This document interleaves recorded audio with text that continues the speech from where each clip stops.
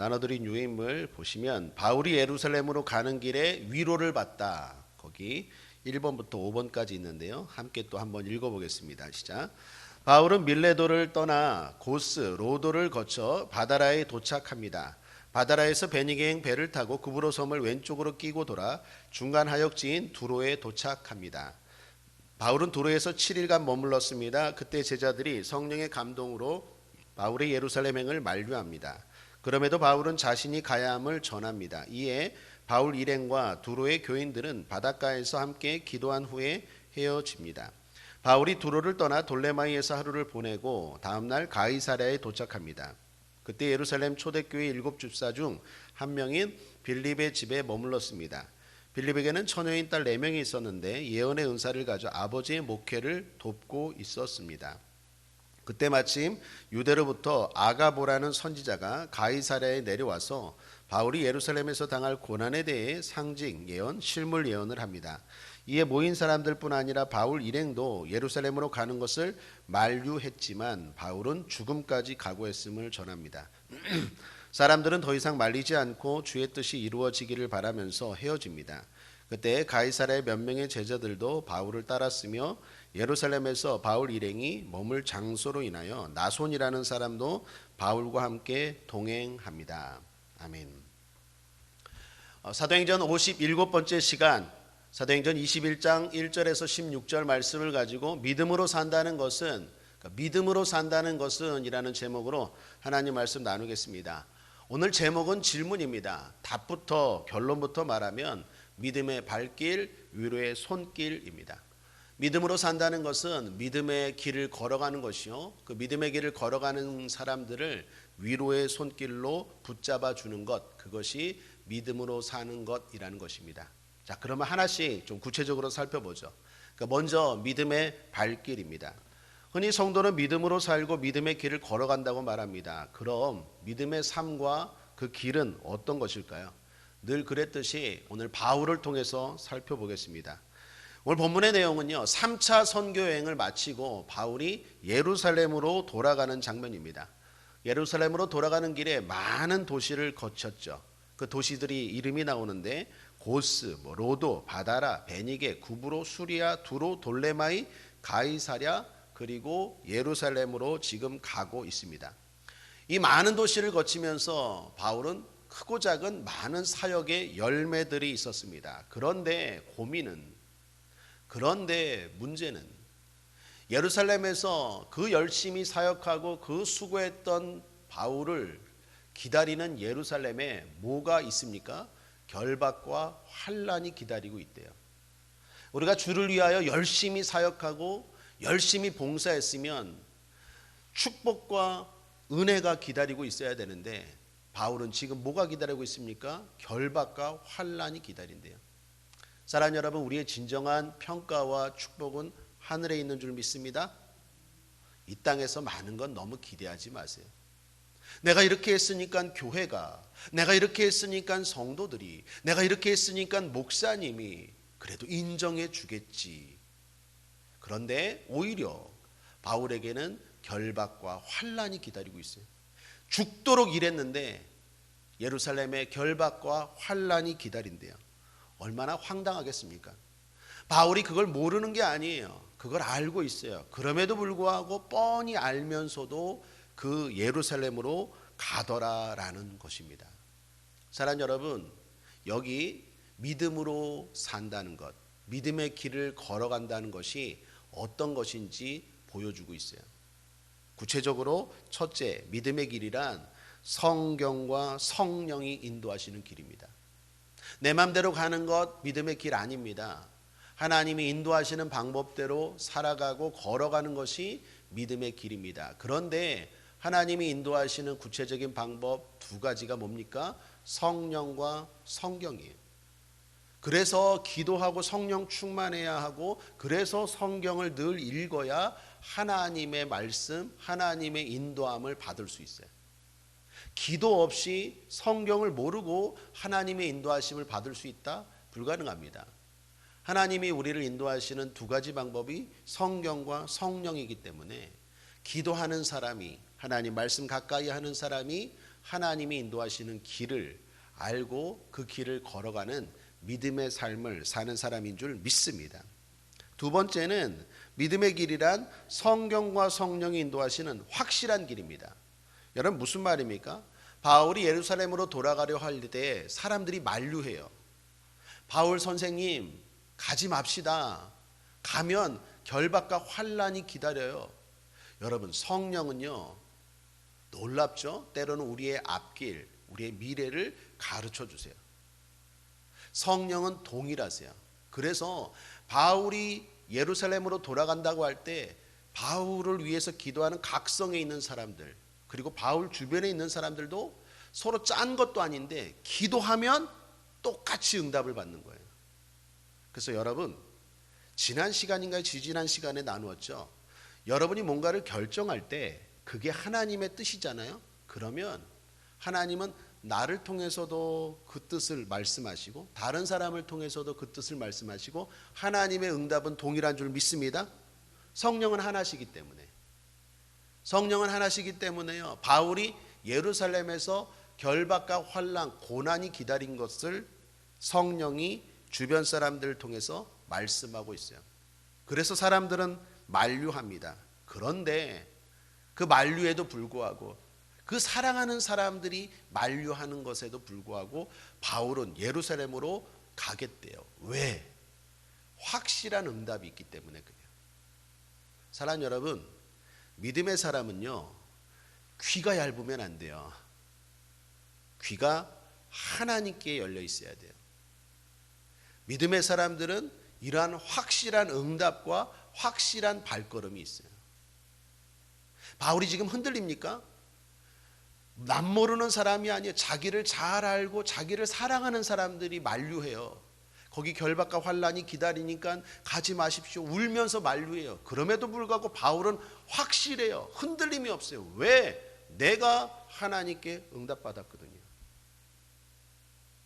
그러므로 사랑하는 여러분, 믿음의 길을 걸어가는 사람들은 하나님의 확실한 응답이 있어요. 여러분이 걸어가면서도 긴가민가 합니까? 아프리카 말로 긴가민가 합니까? 좀 더 기도해 보세요. 주여 확실하게 응답을 주옵소서.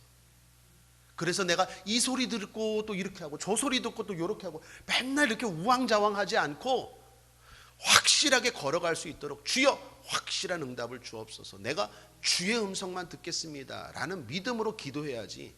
어설프게 기도하면 이 사람이 울면서 하지마 그러면 이 사람이 또 여기서 이 사람은 날마다 헷갈리는 거야. 날마다 헷갈리는 거야. 바울을 보십시오. 얼마나 멋있어요. 나는 가야겠대요. 죽어도 가야겠대요. 믿음으로 산다는 것은 이러한 확실한 응답과 믿음이 있습니다. 세 번째, 믿음의 길이란 꼭 편한 길은 아니에요. 결박과 환란이 기다려요. 여러분 꼭 기억하십시오. 하나님이 인도하시는 길이 편한 길이다라는 생각을 버려야 돼요. 하나님이 인도하시는데 거기에 결박과 환란이 기다려요. 그거 인정하셔야 돼요. 그러나 걱정하지 마십시오. 그 끝에는 영광이 기다리는 줄 믿습니다. 넷째, 믿음의 길이란 주를 위한 길입니다. 14절에 보면 저가 권함을 받지 아니하므로 우리가 주의 뜻대로 이루어지이다 하고 그쳤노라. 결국 결론은 어떻게 끝납니까? 주의 뜻대로 이루어지이다. 믿음의 길이란 주의 뜻을 이루는 길입니다. 내 뜻이 아니라 힘들고 어렵지만 주의 뜻을 이루기 위해서 가는 것, 그게 바로 믿음의 사람들의 모습입니다. 그 끝에는 저와 여러분에게 영광이 기다리고 있는 줄 믿습니다. 바울의 모습을 통해 믿음의 길에 대해 잘 알고 걸어가는 저와 여러분 되기를 주님의 이름으로 축복합니다. 이 길을 걷기 위해서 기도하고 뿐만 아니라 서로 중보해 주어야 돼요. 예수님도 이 땅에 오셔서 믿음의 길을 걸어갔죠. 하나님의 뜻을 이루기 위해서 십자가의 길을 걸어갑니다. 그때 예수님의 그 십자가의 길을 만류하고 울면서 따라오는 무리들이 있었어요. 특별히 여인들. 그 여인들에 대해서 주님이 뭐라고 말씀합니까? 누가복음 23장 27절 28절 함께 읽겠습니다. 시작.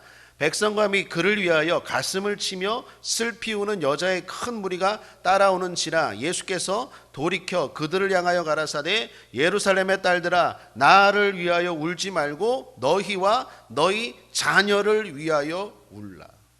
나를 위하여 울지 말고 너희와 너희 자녀를 위하여 울며 기도하래요. 사랑하는 여러분, 힘들고 어렵지만 믿음의 길을 걸어가는 사람들이 문제가 아니라 진짜 문제는 뭐예요? 쉽고 편한 길을 걸어가려고 하는 그러한 사람들이 문제예요. 주님 말씀합니다. 나를 위해서 우느냐? 십자가의 고통이 기다리고 있다고 나를 위해서 너희들이 울고 기도하느냐? 나를 위해서 울지 마라. 오히려 내가 볼 땐 너희들이 문제다. 너희와 너희 자녀들을 위하여 울라. 너희와 너희 자녀들도 나처럼 힘들지만 믿음의 길을 걸어갈 수 있도록 너희와 너희 자녀들을 위하여 울래요. 사랑하는 여러분, 지금 편하십니까?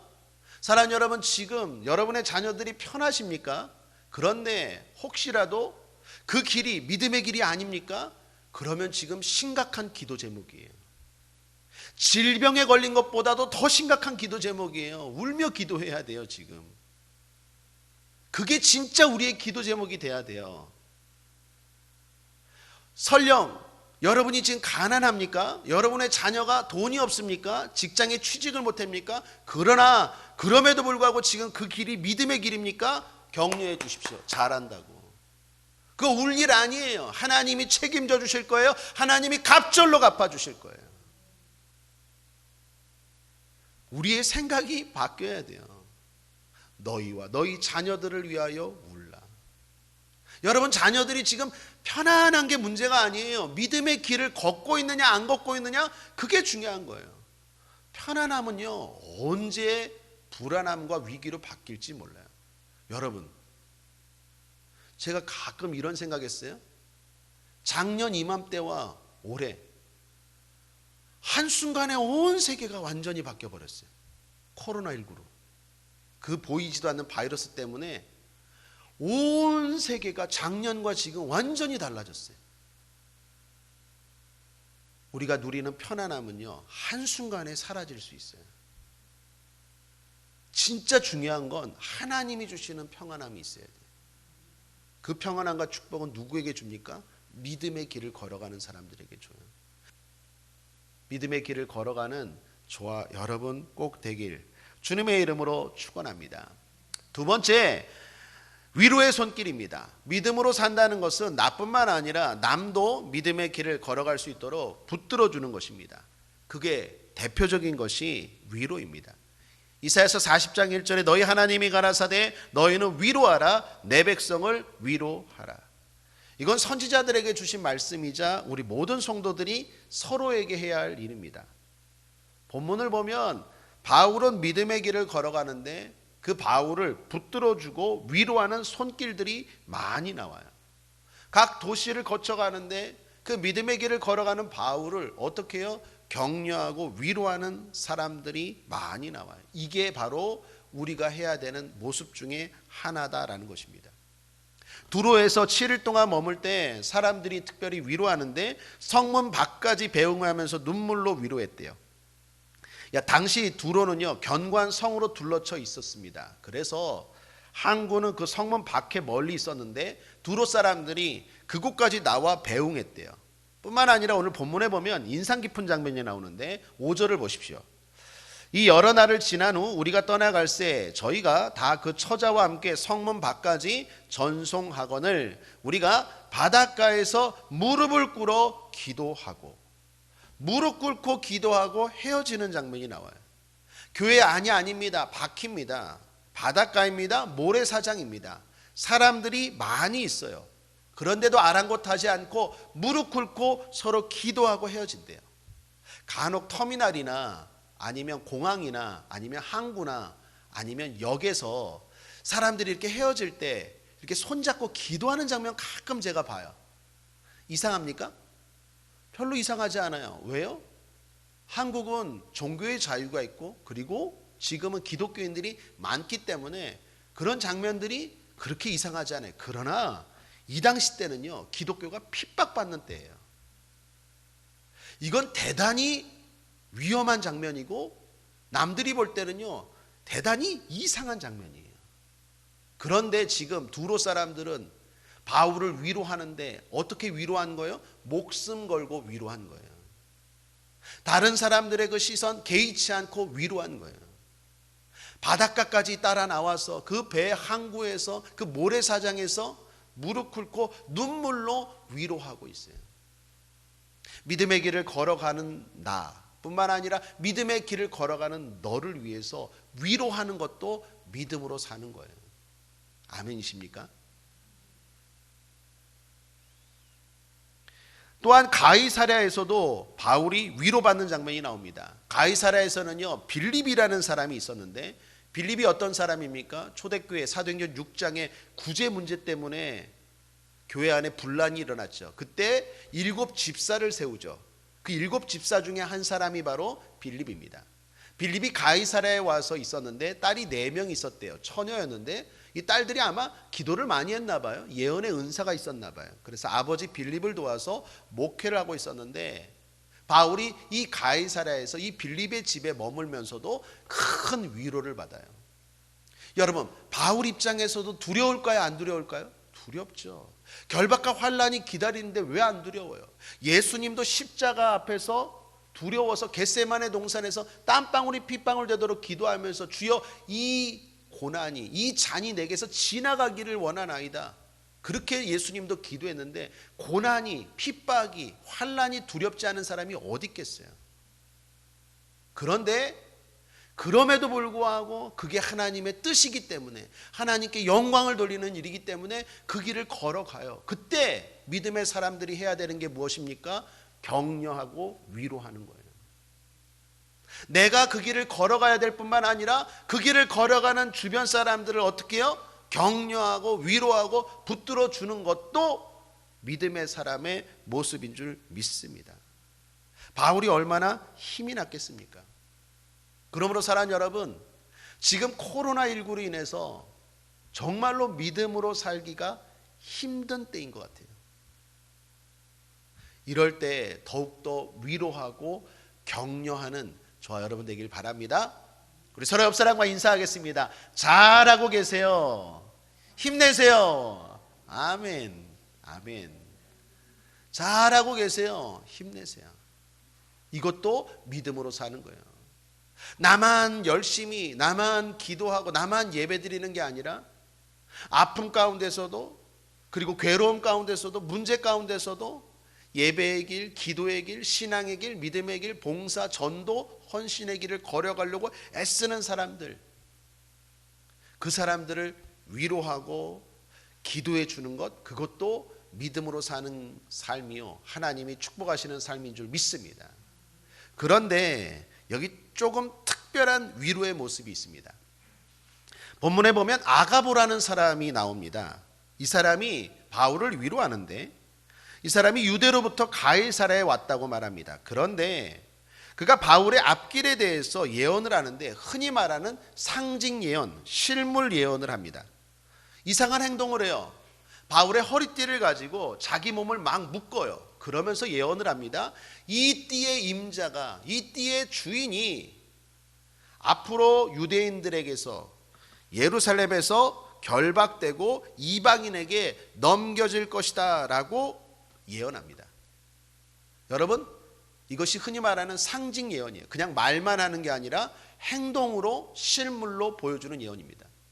이런 예언들은요, 성경에서도 종종 있었어요. 예를 들면 열왕기상 11장에 보면요, 아이야라는 선지자가 솔로몬 왕국이 분열할 때 여로보암 앞에서 자기 옷을 12조각으로 찢습니다. 그러면서 앞으로 이스라엘이 이렇게 12조각으로 분리될 거예요, 나누어질 거예요 라고 실물로 예언을 했어요. 이사야서 20장에 보면 이사야가요, 애굽인들이 아수르에게 어떻게 포로로 잡혀갈 것인지를 보여주는데, 그걸 위해서요, 이사야 선지자가 3년 동안 벗은 몸과 벗은 발로 행합니다.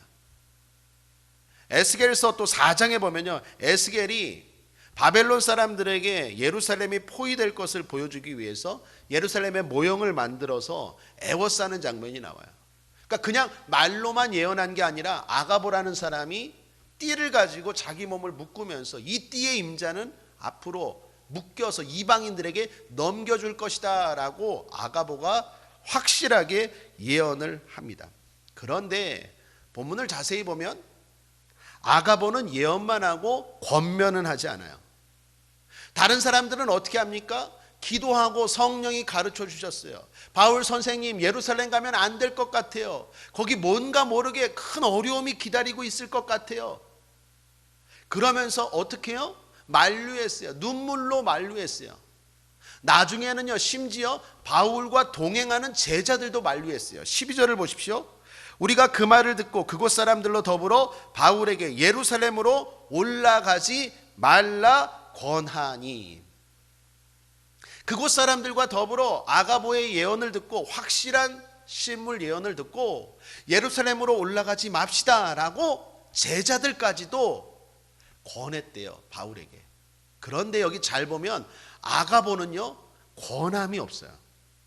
예언만 해요. 권면하지 않아요. 올라가라, 올라가지 말라 말이 없어요. 저는 이 부분이 특별히 오늘 설교 준비하면서 마음에 와닿았어요. 아가보는 왜 그랬을까요? 아가보는 마음이 차가웠을까요? 아가보는 왜 예언만 하고 바울에게 가지 말라고 권면하지 않았을까요? 저는 분명 아가보도 바울을 위로하고 격려했을 거라고 생각해요. 왜? 아가보는 분명히 보니까 하나님이 보낸 선지자인 것 같아요. 특별히 성경에 아가보를 설명할 때 뭐라고 말합니까? 유대로부터 내려온 아가보라는 선지자라고 말해요. 당시 유대라는 이름은요, 하나님이 선택한 땅, 하나님이 선택한 민족, 이런 개념이 있어요. 다시 말하면 아가보는 하나님이 보낸 선지자예요. 그런데 아가보는 바울에게 예언만 하고 위로를 특별히 눈물을 흘렸다, 기도해 주었다, 가지 말라고 만류했다라는 얘기가 없어요. 왜 그랬을까요? 그는 분명히 위로했지만 위로의 방법은 달랐을 거예요. 어떻게 위로했을까요? 눈빛으로, 마음으로 위로했을 거예요. 사랑 여러분, 우리가 위로하는 위로 중에 이런 위로가 있습니다. 주님이 원하시는 그 길을 걸어가요. 인간적으로 볼 때 그 길은 너무나 힘들고 어렵고 아파요. 인간적으로 볼 때는 말리고 싶어요. 울면서 말리고 싶어요. 그러나 그건 하나님의 영광이 기다리는, 어떻게 보면 복된 길이에요. 그 길을 걸어가는 사람들, 아가보처럼 어떻게 해요? 마음 깊이 눈빛으로 위로하는 거예요. 아가보는 아마도 바울의 손을 꼭 잡았을 거예요. 그리고 꼭 껴안았을 거라고 생각해요. 특별한 말은 없지만, 특별한 행동은 별로 없었지만 아마 진심으로 눈빛으로, 마음으로 바울을 위로했을 거예요. 힘내시라고. 인간적으로 볼 땐 나도 만류하고 싶지만, 그러나 그 영광과 그 축복이 기다린다는 그 믿음의 길을 걸어가는 바울을 마음 깊이 위로했을 것 같아요. 사랑 여러분, 우리 주변에 그러한 위로가 필요한 사람들이 있습니다. 저는 이 위로를 속 깊은 위로라고 생각해요.